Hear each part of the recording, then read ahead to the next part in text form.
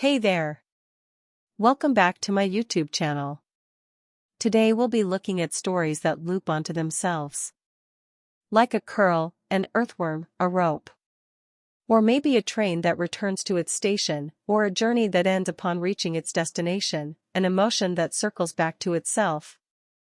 We'll look at how you can create 5 types of stories that weave into a circular pattern, thus allowing readers a sense of satisfactory resolution.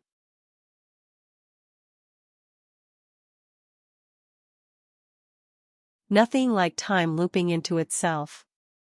Library books return to shelves. People returning to origins. Life returning to cellular form. Start with a time capsule. Consider a phase where the time relevant to the story is in flux. Is chaotic. Use the middle to build up on the backstory and the tension. Find the conflict points. Use the concluding part to return the story to a static equilibrium.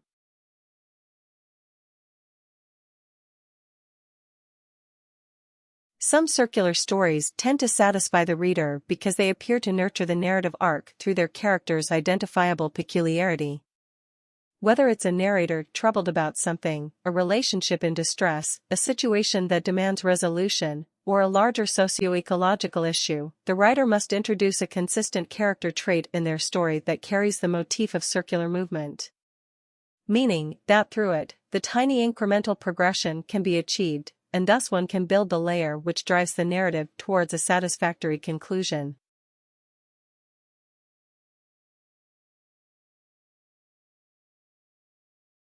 Remember, objects and images play a pivotal role in building up the essential. And in rounding up of stories that feel complete. What are things or imagery that work on the reader's mind in subtle ways to give the effect of circular or loopy narration? A commuter train running on curvy rail tracks?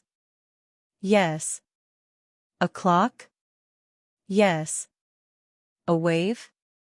Repetitive. Therefore, yes. The act of gardening?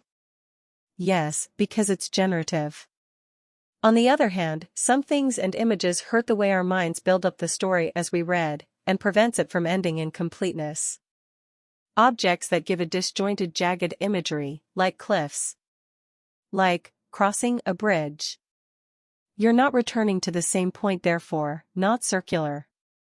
Like, roads, parallel and unending. Incomplete narratives have their own virtues, but we'll talk about them some other time.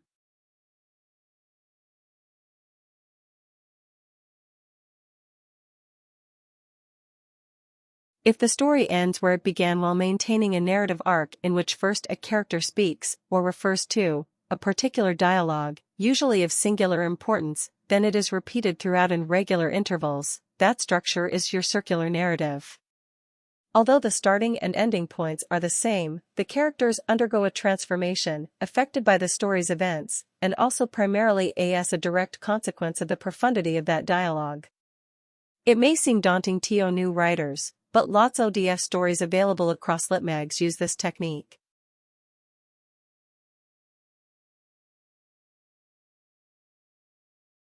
This is my favorite option to create a circular story. Ask your reader a question either directly as a writer, or through your main character. Or one character to another where the listener hasn't the opportunity to answer. Leave the answer in your pocket, save it for the very last line. That way, the reader is not only hooked to the story first to last, and is therefore invested in the plot, but the loopiness comes across most clearly when the story concludes.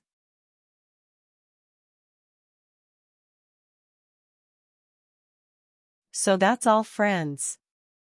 Create a story with one of these elements, allow the element to supply in tiny installments, incrementally, to your narrative arc, and thus towards creating the illusion of a circle or loop. I believe it is highly addictive to challenge yourself to create a story where the reader can't find an OFF line or RHYTHYM that might have broken the symphony. It is truly magical to read a perfect loopy story. Thanks for being here.